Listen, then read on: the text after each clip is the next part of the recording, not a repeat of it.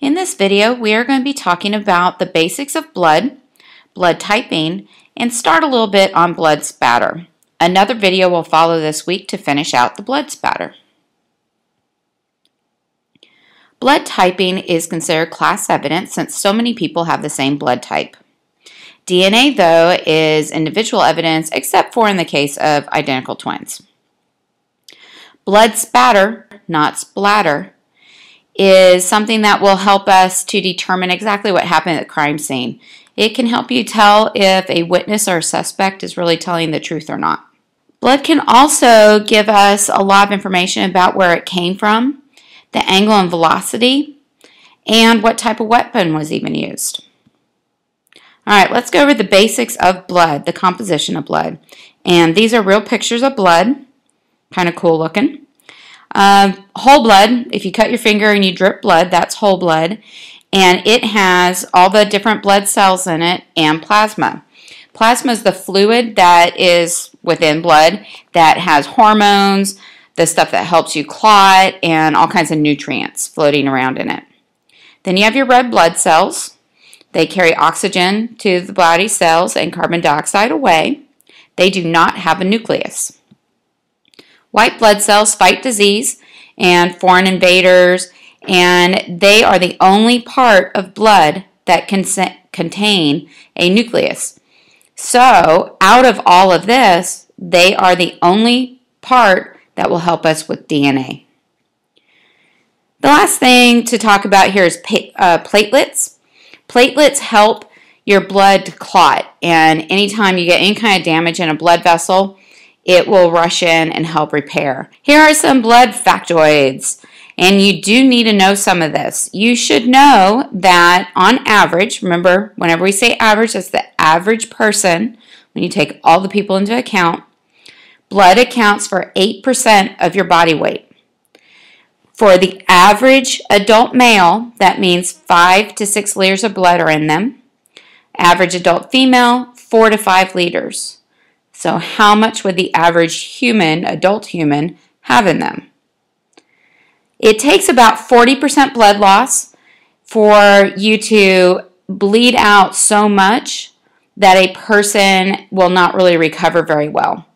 Now, it is possible if this happens in a hospital that they're able to pump you back full of fluids, but if somebody gets shot at a crime scene and they lose 40% of their blood, unfortunately, they probably will not make it.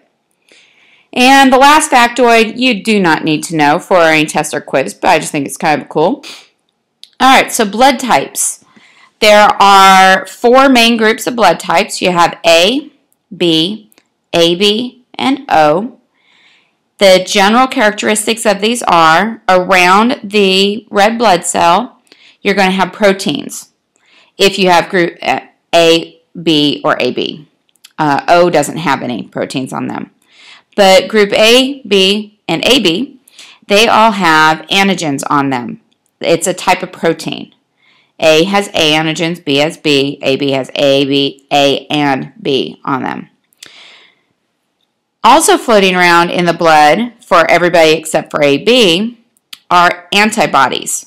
These antibodies are they're something that will attack other things. So anti-B will attack B. It's anti-B. Anti-A will attack A. Group AB, if you look, they don't have any antibodies because the blood already has A and B on it. If it had any antibodies, then it would kill those cells, and that would not work very well for them. And then group O doesn't have any antigens at all on it, and it has both anti-A, and anti-B on there. I know this is all kind of confusing, and I will explain this much better when we are in class, when we can actually look at it and discuss it. Here's just another chart that can help you see who you can get blood from and who you can give blood to.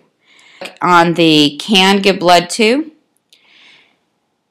every single type of blood can give blood to AB. So AB is a universal receiver. If you have type O blood, you can give blood to anybody. They are the universal donors. When you donate blood, they test your blood and find out what your blood type is. And they have to be really careful because there's all the different antibodies can attack the donated blood.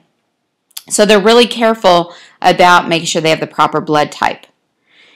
So as I said, O is universal donor, AB is universal receiver. You should know that. In the early 1900s, Carl Landsteiner, he is another scientist that you should know, he was working with blood. And he discovered that there are the 4 different blood types, and he studied ways of detecting what type of blood people had. It was very important because it allowed the survival rate to increase from surgeries, injuries, anything that happened where somebody was losing a lot of blood and needed a blood transfusion. So people really owe him a lot for having discovered this. But they weren't quite there. There was still something going on with people when they were getting transfusions.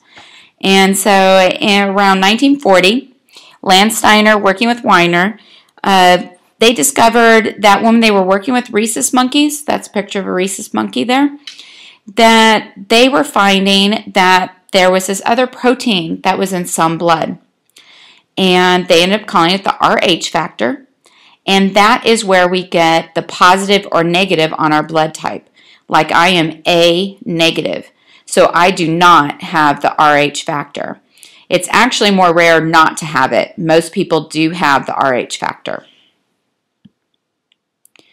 Some uses for having blood types. As I said, it is possible to kind of narrow down your list of suspects, but DNA is something that we'll probably use more. About 80% of the population are secretors. That means you secrete your blood antigens, your blood type, in the other bodily fluids, like tears, sweat, semen, saliva. And by knowing blood type, it can really help rule out if you just find some other fluid at a crime scene. I know that's gross, but that's the way it works. When I get back from jury duty, we are going to be doing a lab on how they determine blood types. This is a picture of blood that is being tested to show what blood type they're dealing with. And what you can do is you put the antis, those antibodies, into the blood and you see if you get any kind of a reaction. And that will let you see what type of blood you are talking about. And we will talk about this in a lot more detail when we are actually doing the lab whenever I get back from jury duty. And I'm going to click past this because this is the lab we are going to do. There are special trays that you drop your drops of blood into, and then you put the anti-serums in and you see if there's a reaction. This really won't make sense until we actually do it. All right, some more basics on blood. We're almost done here. Blood is nothing more than a liquid. It behaves pretty much like water or milk would. It's about kind of the consistency of milk, a little bit thicker, but you've all seen blood. You've probably cut yourself at some point or another, and until it starts to dry out and thicken a little, it is very watery because it's made up of a lot of water. And so it behaves very similar to water, and we can study the physics of that. Some of the things we are going to look at this week, again, it all depends on how long I'm in jury duty, but we are going to look at the things that will affect the shape of a blood drop. We're going to look at size. We're going to look at its angle. We'll drop it at different angles. We'll drop it from different heights. We'll see how, by making it go faster, what will happen to it. And we'll try it on a bunch of different surfaces to see what happens to different blood drops. These are a lot of fun to do. Here's a couple of pictures of looking at blood dropping on 2 different surfaces from the same height. It's kind of neat. There are some things that can be a little difficult to figure out from blood. Since you don't really know how much blood was in a drop, it is not always possible to get the exact height that something has fallen from. So that's something to keep in mind. It's not 100% accurate, but you can get a rough idea. All right, hopefully I'm back from jury duty soon, and I will be putting up part 2 in another day or two.